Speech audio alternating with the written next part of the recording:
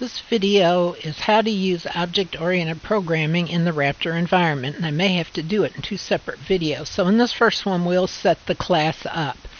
And currently I'm running in intermediate mode, and so the first thing I need to do is to change the mode from intermediate to object-oriented. When I do, some changes occur in the screen. First of all, I have a return symbol over here that I'm going to need in my class code.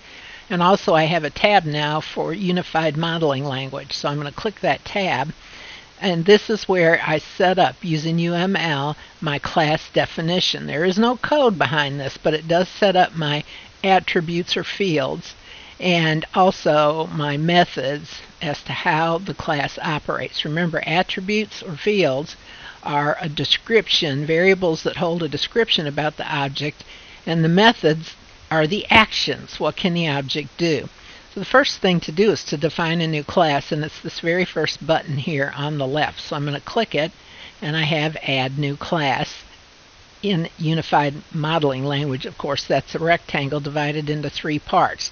The top section will have the name, the second section will have the fields or attributes, and the bottom section will actually contain the functions. No functionality to the code, just the definition of the class, and I'm going to make this a little wider so you can see it. Once I click this, then my new class is available here where I can name it, so I'm going to highlight that and I'm going to name this Furniture. And it will have public access. Public access means that any main program could access at least the public portions of my class.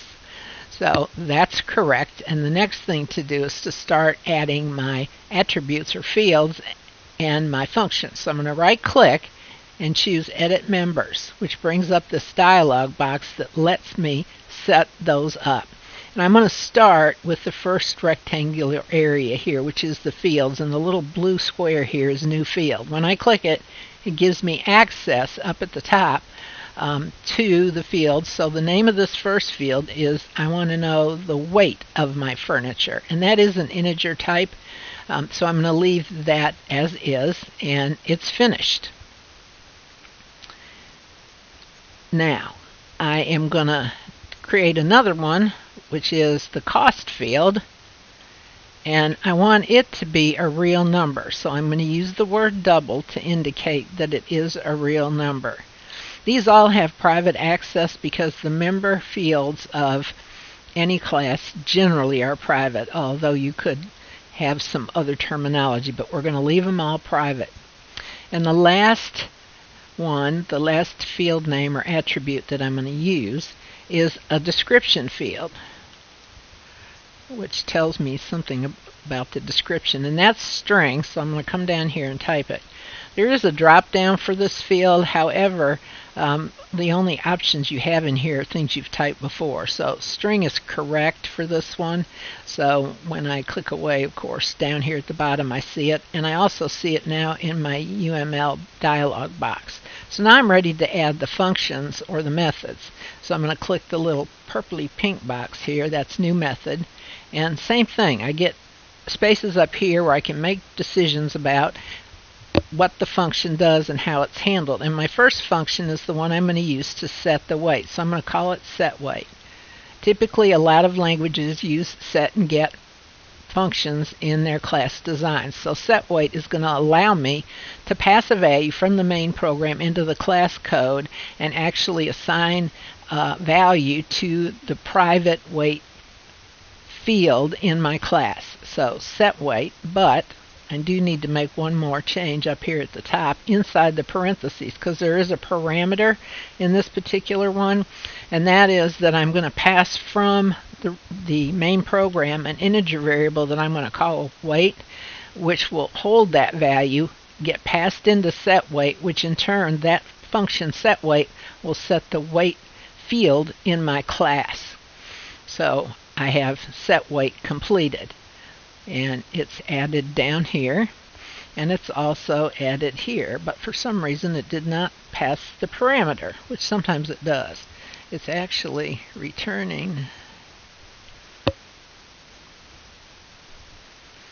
sometimes, for some reason, I don't know why, but sometimes it does not show the parameter list correctly.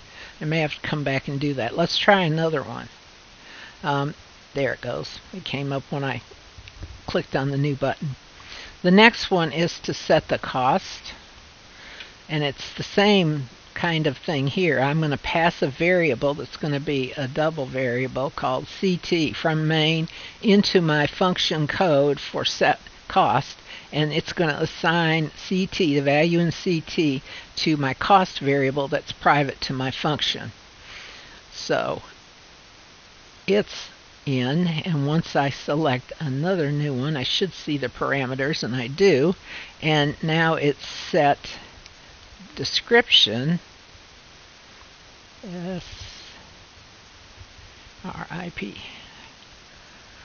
set description, and again it too is going to take a parameter. It's going to take the string, and I'm going to call it DESC. As my parameter. So that'll be passed from main into the function set description, and it will assign that value to the description field in my class. So now I've taken care of all of my set procedures. What if I need to return what's stored in my function, in my fields here in my class, back to the main program? That's when you use the get function. So now I've got a series of get functions that I need to declare. So the first one is get weight, and it doesn't matter what order that you do these in. This just kind of makes sense. Get weight is going to take what's stored in weight in my class weight field, and it's going to return it to the main program. So get weight is the first one, and then I have the next one, which is going to be get cost. And notice that these are not being passed any parameters because they're already in the function. What I'm doing is they're going to return a value. They're value returning functions that will return the values to the main program. And then the third one is going to be get description.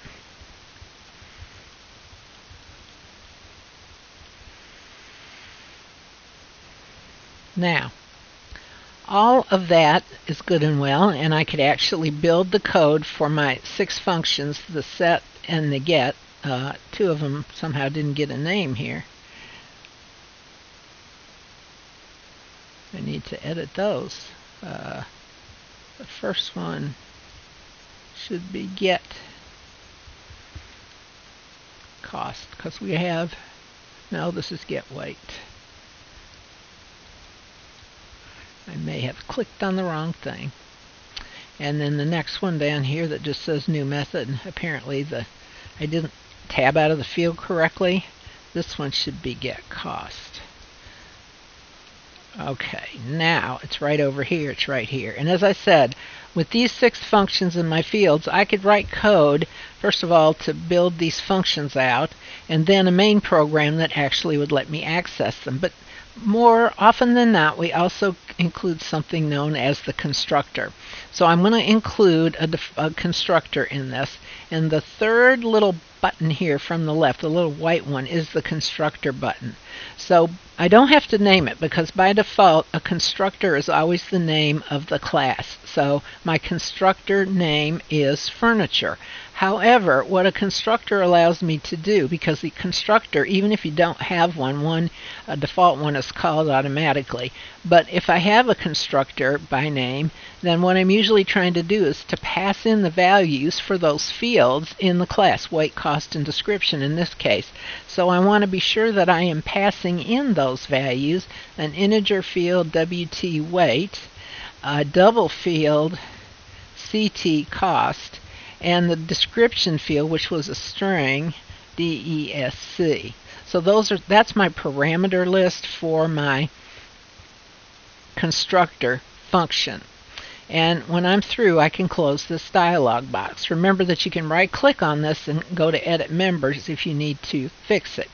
Now, here's a tab for furniture. When I click this tab, all of my methods have their own tab, and what's left to do now is to actually put in the code for each of these.